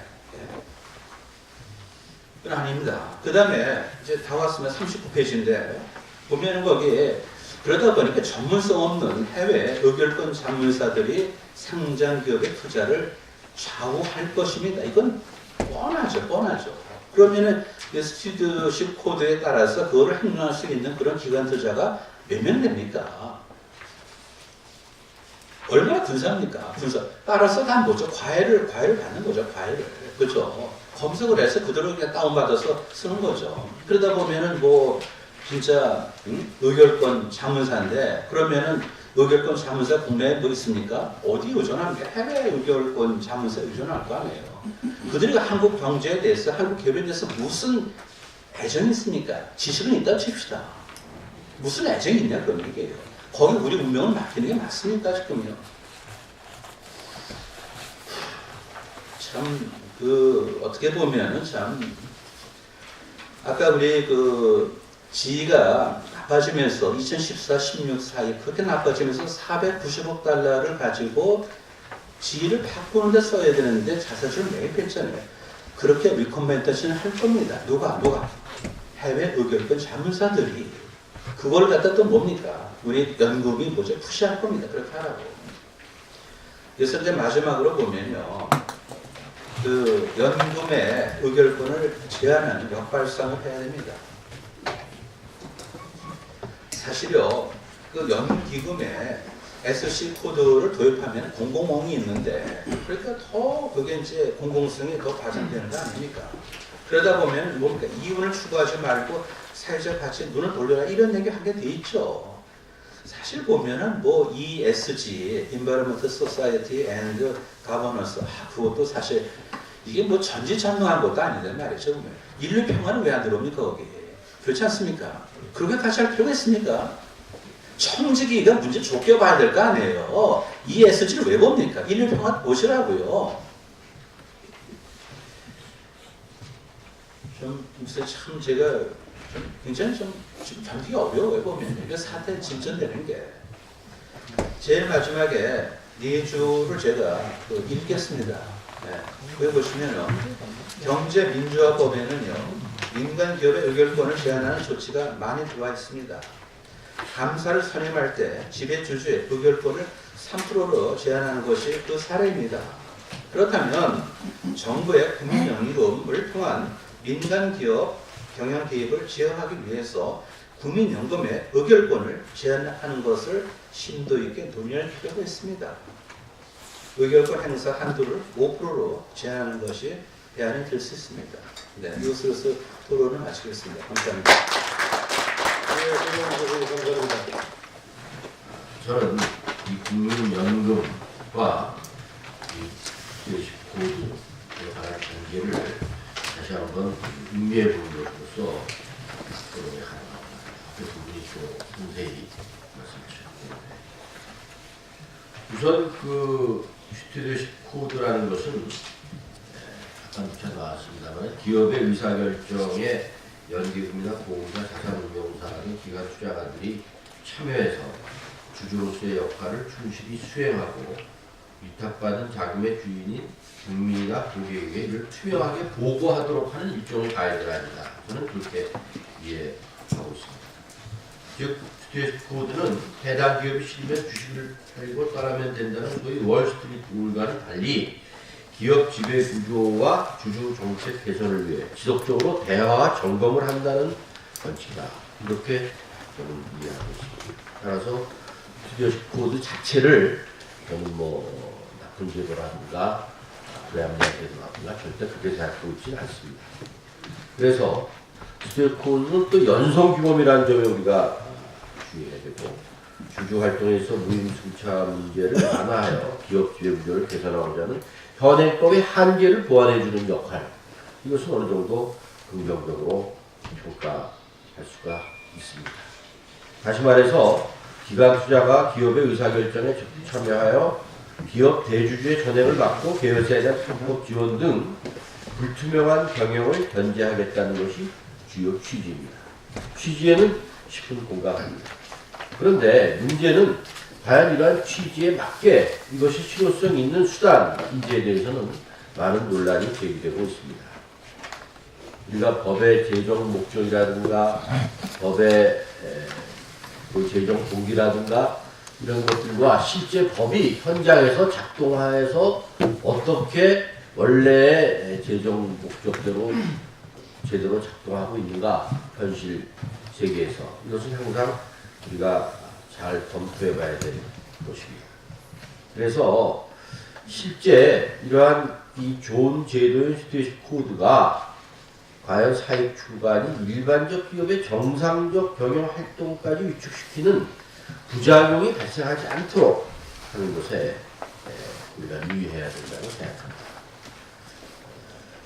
저는 기본적으로 사익 추구를 비롯한 기업의 탈법적 행위, 이것은 당연히 엄단되어야 되는데 이것은 기존의 자본시장법이나 공정거래법, 형법, 특정경제범죄, 가중처벌법 등 여러 가지 제재 수단이 있기 때문에 이걸 통해서 충분히 해결될 수 있다고 기본적으로 생각하고 있습니다. 그런 관점에서 이 스튜어십 코드는 긍정적인 기업 활동의 실효성을 극대화하고 부작용을 최소화하는 방향으로 운영해야 된다고 생각합니다. 국민연금기금, 지금 논란이 되고 있는 이것의 주주권 행사 관련해서 찬반 대립이 있습니다. 찬성하는 쪽의 토론문도 제가 위해서 했습니다만, 즉 적극적 행사를 주장하는 견해는 주주권 행사가 열악한 기업 지배 구조를 개선하고 장기 투자자인 국민연금기금의 가치를 높일 수 있는 방법이다. 뭐 이렇게까지 주장하고 있고, 신중한 주주권 행사를 주장하는 견해는 국민연금기금의 주주권 행사가 정부로부터 완전히 독립되지 못한 상태에서 이루어지기 때문에, 아까 그 위원회 구성 문제라든가 이거 앞서 얘기 나왔기 때문에 과연 그러한 구성을 갖고 객관적으로 행사될 수 있느냐, 정부의 영향력이 기업에게 미칠 수 있다. 정부가 사기업의 여러 가지로 경영 활동에 작동할 수 있는 그런 위험성이 있다.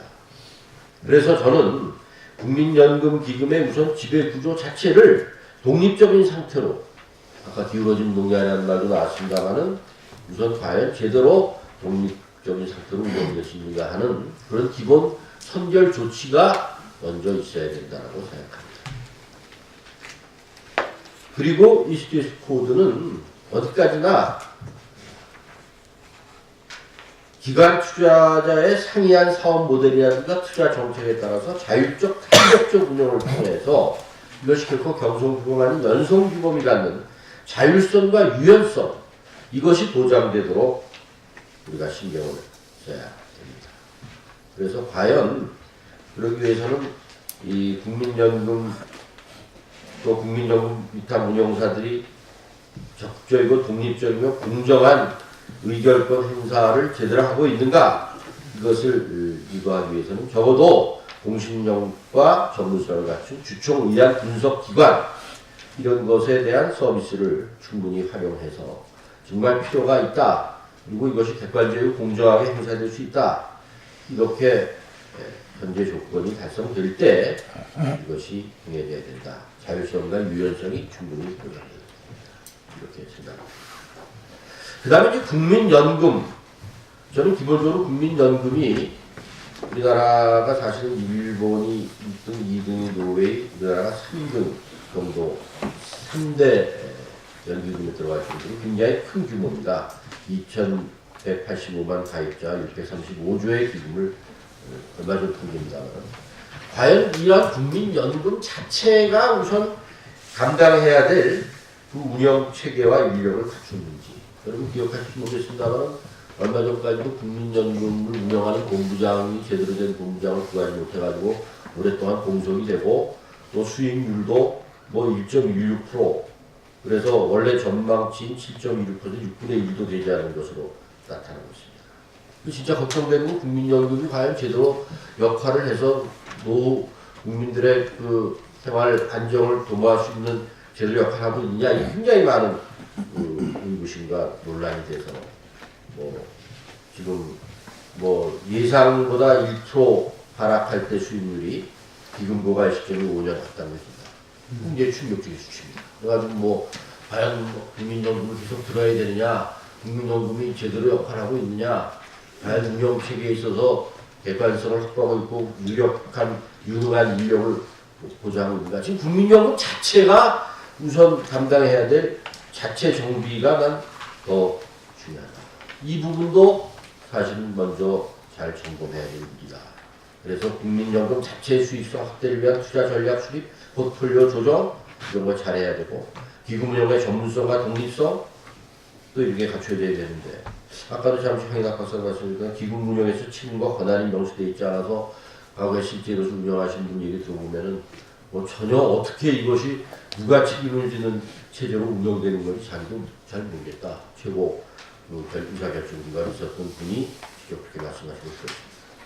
그래서 그런 국민연금은 뭐 스테이시포드의 사회적 책임 투자 강화 같은 공적 기금의 역할 뭐 이것도 신경 쓸 여유가 있으면 그 다음에 생각할 일이고 나는 우선 국민연금 자체가 사회 변화에 걸맞는 자체는 개혁을 하는 일 그리고 진짜 전문성과 제대로된 독립성 기금 운영에 이런 그 제대로 자체 개혁이 선결돼서 그래서 모든 국민이 참 국민연금을 노후에 든든한 안정적인 노후 소득을 보장해서 참 훌륭하다 이렇게 이제 생각하고 그 다음에 무슨 공적 기금의 역할 이런 거에 대한 교훈이 배도 있지 않지 않나. 그래서 국내 주식시장 시가총액의 7%에 육박하는 국민연금이 주식권 행사에 적극 나서게 되면 기업들에게는 상당한 부담이 됐고 전망되고 또 국민연금의 경영 참여는 수탁자 책임 원칙에 따라 주식권 행사하는 과정에서 개별 기업의 경영 활동에 과도하게 개입하거나 시장을 불안시키는 데 있어서는 안 되고 어디까지나 공정하고 투명하게 운영돼야 될 것입니다. 그렇다면은 정부나 정치권의 영향에서 완전히 벗어날 수 있도록 국민연금 기금 운영인의 조직을 근본적으로 개편해서 누가 보더라도 독립성과 안정성을 확보해야 합니다. 그리고 기관 투자가의 적정 의결권 행사는 어디까지나 최종 수익자 이익을 최우선적으로 고려해야 되고 행여나 정치적 목적 이런 것은 전혀 들어가지 않도록 특별히 또 하나 끝으로 말씀드리고 싶은 것은 제가 여러 번 이런저런 자리에서 말씀드렸습니다만 스테이크홀더와 관련해 한 가지 말아야 될 점은 제도 도입은 뭐 어느 정도 이미 도입이 됐고 이것을 잘 운영하는데 사후 점검도 굉장히 중요하다. 사후 점검.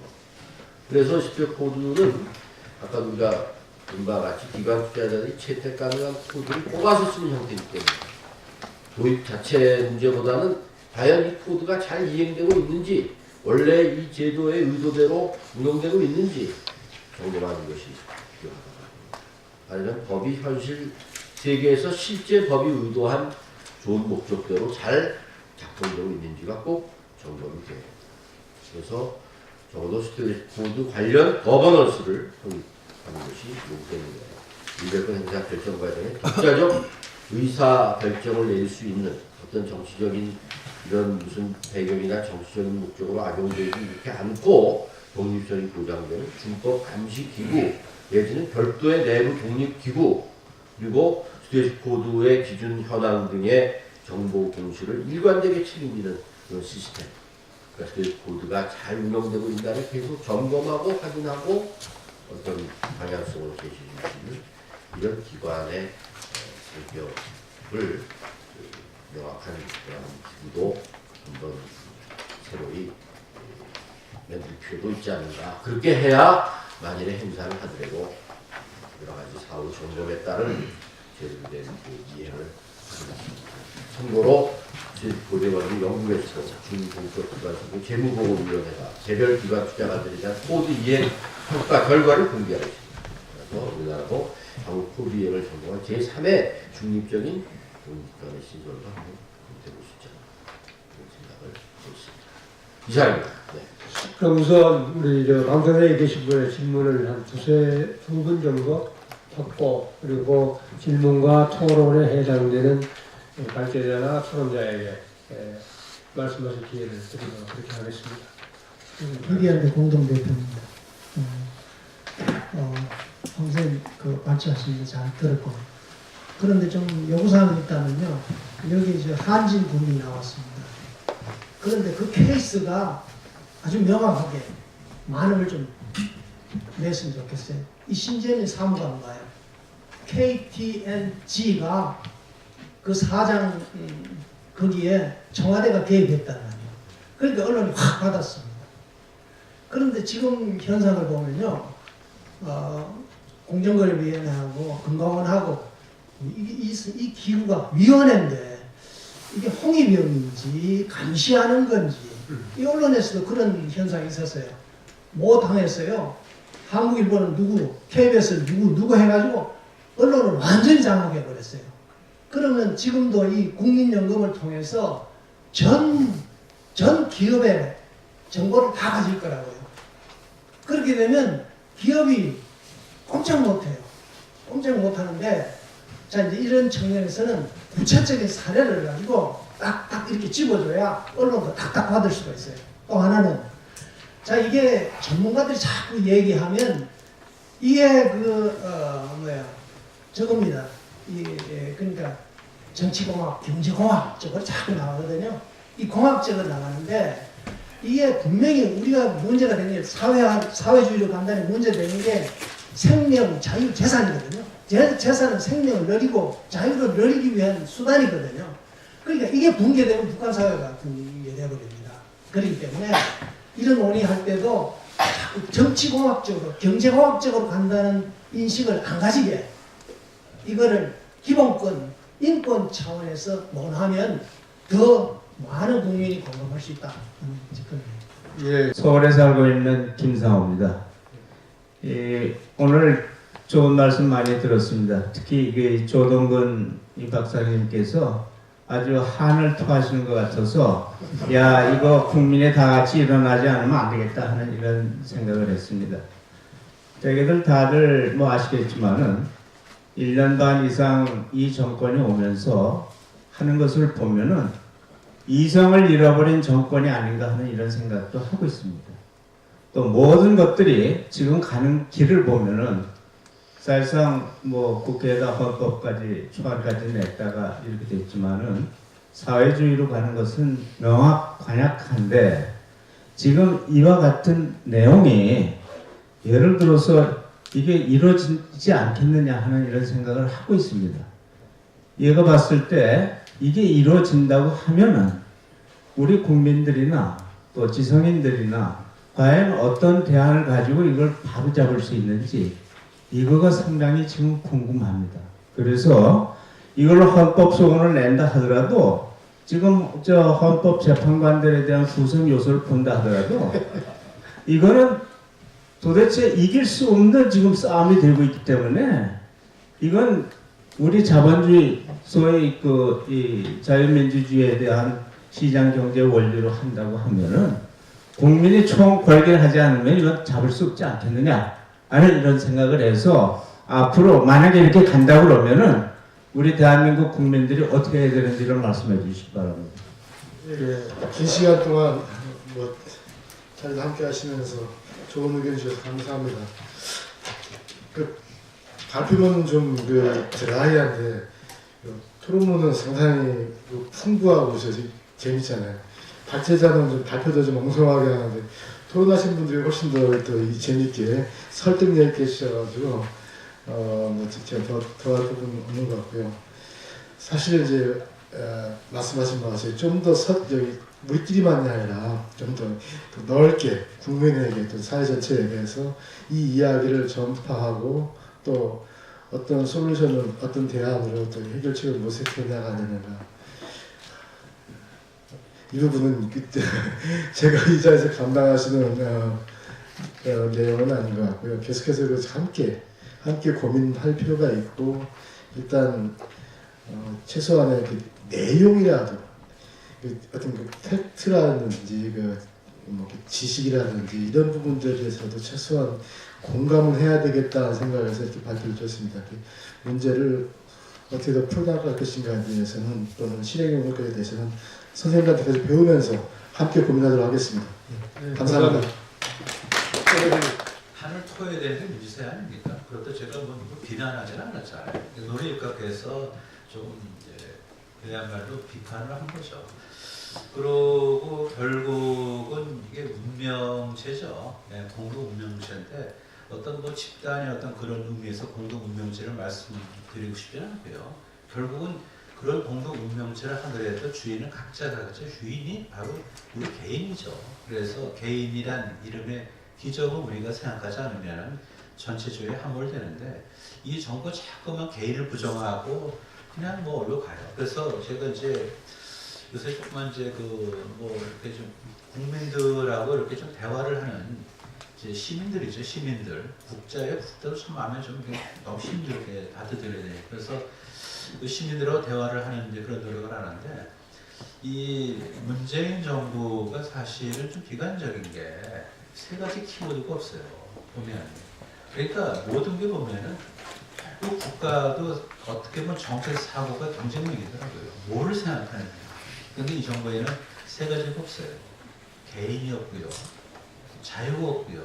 시장이 없어요. 다시 들어보세요. 개인이 없고 자유가 없고 시장이 없어요. 그러다 보니까 그렇게 되는 거 아닙니까? 그러다 보니까 그걸 뭐 밀어붙이다 보니까 도대체 뭐 보건복지부 장관이 그 칼에 도대체 거기에까지 코멘트를 갖다가 할 정도가 된 거죠. 그러면 세상에 얼마나 들어가서 대입할 게 많습니까? 그거 다 감당할 수 있어요. 그리고 국가를 머니플레이션 한다? 그건 아니죠. 그래서 어떻게 보면 큰 원칙에 따라서 다 분권하는 행위의 결과로서 질서 잡히는 건데, 내가 설계를 하고 이게 맞고 틀리고 이렇게 되니까 심판자가 되겠다라는 그런 위험한 발상, 오만 그런 것이 사실 이 정부의 그들의 충정과 무관하게 우리 대한민국을 코너로 모는 그런 나쁜 드라이빙 포스입니다. 근데 그들이 그걸 몰라요, 지금. 최선을 다해서 생각하는 거죠. 정부가 최선을 다하는 것, 정치권 최선을 다하는 것, 그것이 대한민국에 가장 해롭습니다. 동의하세요? 이 정부가 최선을 다하는 것이 가장 해로운 거라고. 예전에 제가 존경하는 레이건 지미 카터하고 그때 디베이트 할 때 보면은 지미 카터 대통령이 최선을 다하는 것이 미국에 가장 해롭습니다. 이런 얘기를 했어요, 사실은. 촌철살인이죠. 잘못된 방향으로 가는 최선은 무슨 도움이 되냐 그런 얘기죠. 그래서 총 걸기 그거나 어떻게 보면 언젠가는 그게 이제 임계점 되면은 모르겠어요. 총 걸기가 만약 국가가 기운다면은 우리 구성원들이 가만히 있으면 안 되겠죠. 근데 이제 그것이 설계돼서는 아니고요. 우리가 꾸준히 이런 문제점이 있을 때 나름대로 전문가가 의견을 좀 개진하는 그런 좀 노력, 처연함 이것이 있어야 될 것 같고요. 저는 요새 보면은 정면 퇴임을 하고 나서 리본이요. 좀 많이 좀 관심 가져주시고요. 그리고 좀 야단도 좀 쳐주시고 애정도 좀 표해주세요. 네, 감사합니다. 저는 김기태라고 하고요. 서울시민입니다. 6얼마 전에 신문에서도 아마 이 국민연금에 대해서 많은 신문에 나기도 하고 해서 그때 당시에 우리 친구들이나 가까운 사람 친지들하고 술 먹고 이런 자리에서도 고갈이 된다 안 된다 얼마 인상시킨다 안 시킨다 제자리다 이건 둘째치고라도 자 연금이 고갈된다 안 된다 이 문제 가지고 이제 좀 다툼이 있었어요. 근데 그 자리에 있던 이제 어떤 친구가 얘기를 했어요. 한참 이제 얘기하고 하면서 임금 고갈이 안 된다고 얘기를 하더라고요. 그래서 저는 깜짝 놀랐어요. 보도도 그렇게 되고 일반 시민들은 이것이 언젠간 고갈이 될 거다.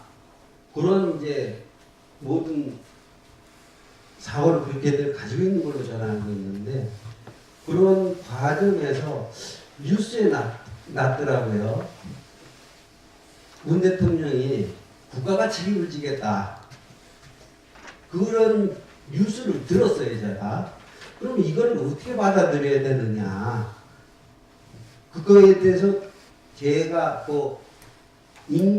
연금이 고갈이 안 된다고 얘기하는 그 친구한테 어떻게 반론을 해줬으면 좋을까. 아무리 생각을 해봐도 이게 그건 제가 그냥 간단히 드리겠습니다. 연금은 언제 고갈되느냐의 문제지 고갈은 됩니다.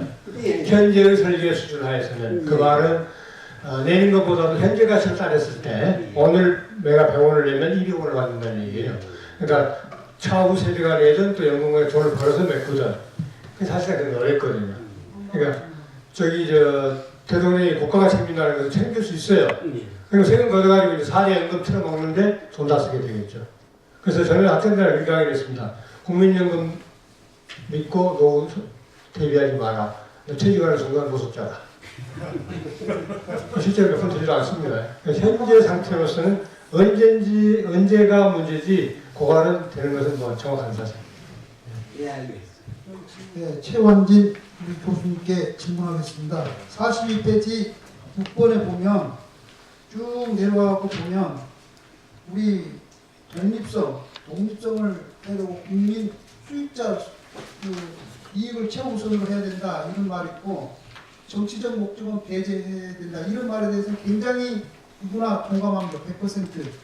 근데 문제는 사실 여기 교육부의 교육감도 표에서 뽑는데 지금 정치뿐만 우리 국민이 주권을 가진 경제 주권도 국민이 가지고 있고 실제로 국민연금 가입자 수도 교육 학생들보다 더 많은데 왜 선출을 하지 않는지 그래야지 확실한 정치나 경제 누구한테부터 간섭받지 않고 자발적뿐만 아니라 그 다음에 연금을 최소한 10년 이상 든 가입자는 해워야 되었고 투표할 수 있는 그러한 제도적인 장치를 한번 해봤으면 어떨까 건의해봅니다. 그 미디어대의 그 조명기 교수님께서 좀 사례를 가지고 대한항공 사례를 가지고 설명을 하면 또 설득력 있고 또 어찌 보면 공감도 받으시고 이 말씀하셨는데요.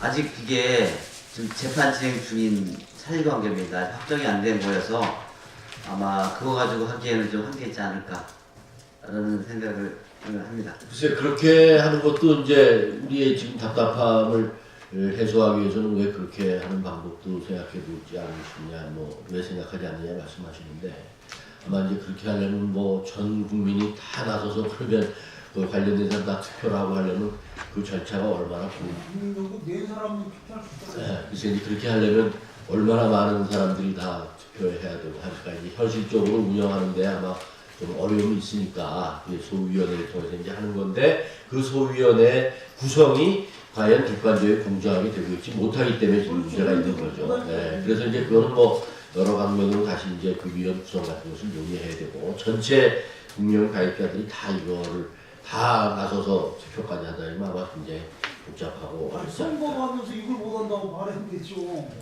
그래서 뭐 제 생각은 그렇습니다. 그래서 뭐 그런 이제 그렇게 생각이 되고 저는 이제 기본적으로 사실 이제 2년 전에 제가 이제 정년퇴임 강연도 하고 뭐 제 강연 내용은 신문에 나오고 있습니다만은 저는 평생 한 40년 동안 이 회사법 그리고 기업의 지배구조에 관한 것만 제가 연구했습니다. 그래서 기업 지배구조법이라는 책도 제가 나와 있는데 제가 이제 그 퇴임 때 무슨 말을 했냐면은 제가 이제 아까 잠깐 얘기했지만 이 현실적으로 기업법을 연구해 보니까 기업의 현실을 모르고 기업 철학이 없이 기업에 관한 문제에 접근하거나 기업법에 접근해서는 안 되겠다. 제가 이제 그런 얘기를 했거든요. 요새 물론 융합의 시대이기도 하지만. 그러니까 이제 우리 기업법은 이제 법학하는 사람들이 이제 기업법에 대한 법 규정의 해석과 법 규정에만 너무 매달려 있다면 저는 이제 결과적으로 제대로 이게 방향이 가기 위해서는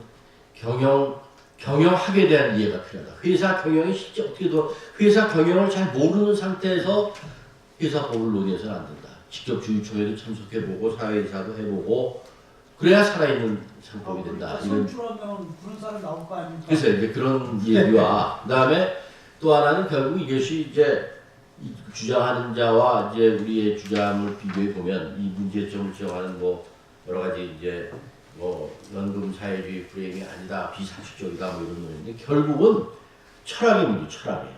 결국 경영 철학과 회사법의 철학의 문제로 저는 시작됩니다. 그러니까 회사라는 것을 우리가 어떻게 볼 것인가, 회사법의 운영을 어떻게 할 것인가 이런 기본적인 철학이 우선 잘 운영돼 있어서 그 말은 아까 말씀하신 개인과 자유와 시장에 대한 철저한 개념이 무엇인가에 대한 공부도 해야 될 것 같아요. 예, 일단 토론을 마쳐야 될 것 같습니다. 시간이 나기 때문에. 오늘 날씨도 고르지 못하고 추운데 오셔서 끝까지 경쟁해 주시고 토론해 주셔서 대단히 감사합니다. 그리고 단체적 토론자 여러분께도 대단히 감사드립니다. 감사합니다. 마치겠습니다.